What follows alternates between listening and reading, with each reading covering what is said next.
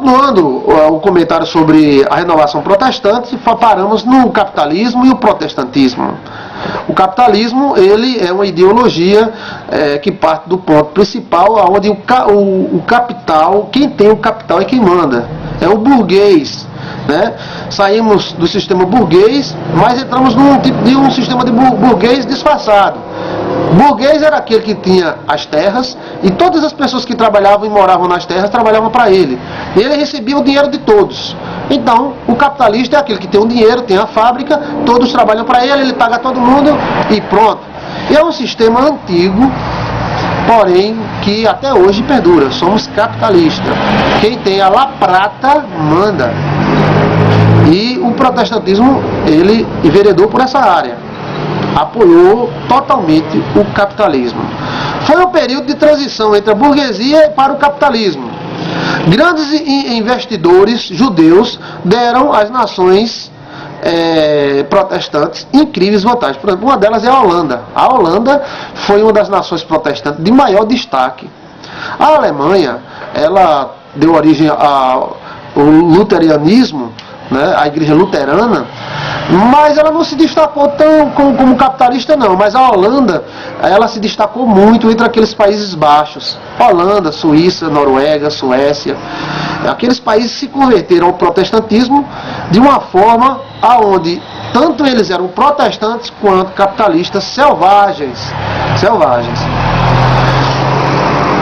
O século XV e XVI foram períodos da história de muitos conflitos. Poderíamos chamar períodos negros de mortes e guerras em nome do amor de Deus. A renovação protestante deu a independência à religião dos países que considerava Roma como a igreja mãe. Então é o seguinte, a Holanda obedecia a Roma, a Espanha obedecia a Roma. A Holanda era subjugada à Espanha. Aí logo a Holanda se tornou protestante, marcou sua independência tanto religiosa quanto financeira. E a Espanha, que era católica, disse que a Holanda era filhos da besta. E aí vamos abrir guerra contra a Holanda. Aí a Holanda veio para o Brasil, toma a Ilha da Madeira, né, toma o Brasil, parte do Brasil do Nordeste brasileiro, e em contrapartida ao ataque espanhol. Então o reino espanhol na época era junto com o reino de Portugal. Olha só, um vai empurrando o outro, e aí começa as pendengas políticas em nome de Deus. Então tem essa parte política da igreja, que muitas vezes é omitida por alguns pastores, que querem espiritualizar demais, poetizar demais. Então veio Lutero marchando e chegou e colocou as 95 teses na porta da sua igreja. O Espírito Santo moveu Lutero. Aí o pessoal, oh, glória a Deus, não, glória a Deus. O Espírito Santo pode ter movido Lutero sim, e eu tenho certeza que moveu, né? Agora, você como seminarista, estudante de teologia, você tem que ter uma visão mais clássica da coisa, não aquela visão espiritualizada da coisa, porque houveram muitas mortes e as cabeças dos padres foram colocadas nas estacas. Então você andava quase 10 quilômetros cheio de cabecinhas estacadas, a estaca mesmo, daquela que botaram arame, eles pegavam, cortavam a cabeça, tiravam a cabeça e colocavam na estaca. E eu não vejo o Espírito de Deus encheu aqueles homens, eles começaram a cortar a cabeça dos padres, das freiras. Não vejo isso aí, essa é uma questão poética da religião, que às vezes a pessoa poetiza e num grupo, numa igreja, todo mundo aceita o que você disser, está dito, né?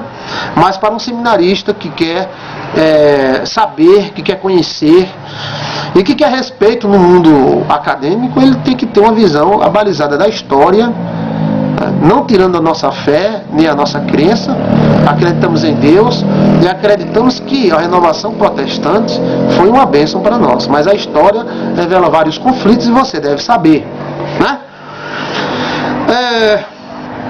A renovação deu a independência aos países da religião. Isso eles não passaram deixaram de pagar os impostos e as terras católicas foram tomadas. Ou seja, a terra de Nossa Senhora, a terra de Nossa Senhora era quanto? Era 150 quilômetros de terra, certo? Agora é da nossa igreja local. E isso fez, o sentimento nacionalista fez com que voltasse todas aquelas terras que a Igreja Católica tinha para o Estado daquele país. Então todas as terras que a Igreja Católica tinha na Alemanha foram tomadas pelos alemães, todas as terras que a Igreja Católica tinha na Holanda foram tomadas pela Holanda, e disse, não, aqui não tem nada de Nossa Senhora, não, nem de Roma não, aqui é da Holanda mesmo. E ficou. E a Igreja Católica não ia ficar parado vendo isso aí. E aí surgiu, como eu falei, os tribunais da Santa Inquisição e aqueles homens com exércitos terríveis e ferozes para matar os hereges e cortar suas cabeças. Mas logo surgiu os tribunais protestantes também, condenando à morte aqueles que não colocavam como doutrina a doutrina protestante. Então encontramos casos onde pessoas foram mortas porque não acreditavam na Trindade, outras foram mortas porque acreditavam que o coração tinha dupla circulação, e de verdade o coração tinha dupla circulação. O sangue venoso, né? Arterial, e o sangue venoso e o sangue arterial. Ou seja, um sangue que já passou pelo pulmão, recebeu oxigênio, e o outro que não passou ainda. Mas essas pessoas foram mortas na fogueira, cortadas a sua cabeça. E os tribunais protestantes, eles não foram delicados, não. Eles eram até mais ferozes do que os tribunais católicos. Até mais ferozes do que os tribunais católicos. Não, então Calvino, cheio do Espírito Santo, botou o cara na fogueira e queimou. Não dá para espiritualizar um negócio desse, né?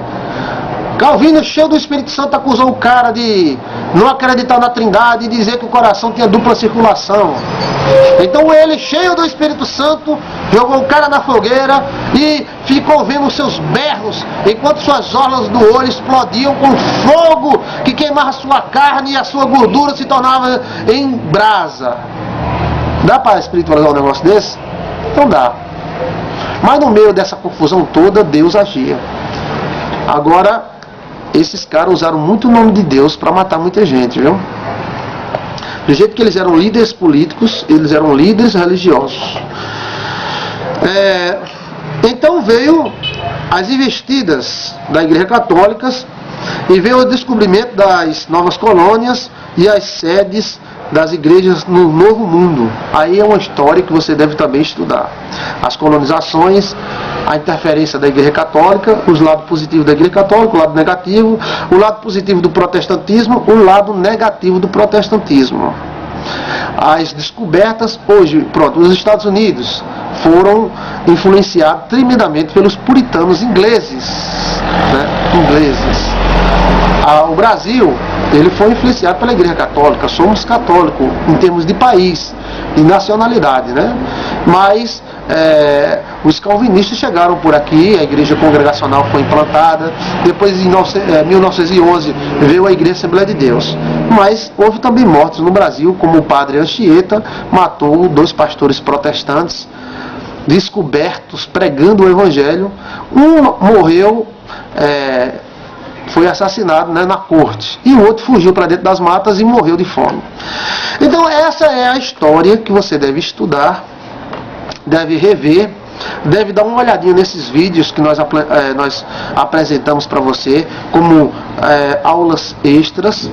Esses vídeos são bem elaborados. Agora, alguns deles têm algumas partes, né, algumas partes que não devia ter, porque eles não são cristãos, né? Eles não são cristãos. Então eles sabem da história e contam a história, e eles contam certo. Agora ele sempre dá as investidas dos pensamentos dele, né, as contradições da mente dele. Então preste atenção nisso, que temos que saber aonde estamos pisando e aonde pisamos. Temos que estudar a história para não cometermos os mesmos erros do passado no presente. O líder e seminarista cristão deve saber história, e quando alguém perguntar como é que surgiram os crentes, ele não vai saber dizer. Então tem que saber dizer, né? Tem que saber da história de Lutero, tem que saber da história da mulher de Lutero, Catarina Vambora, É quase Catarina, vamos embora. É Catarina, vamos embora. Tudo indica que de nacionalidade holandesa ou parentes de holandeses.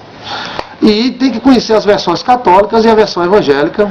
E que o Espírito de Deus te abençoe e te dê muita sabedoria e muita graça. Veja que a história é interessante.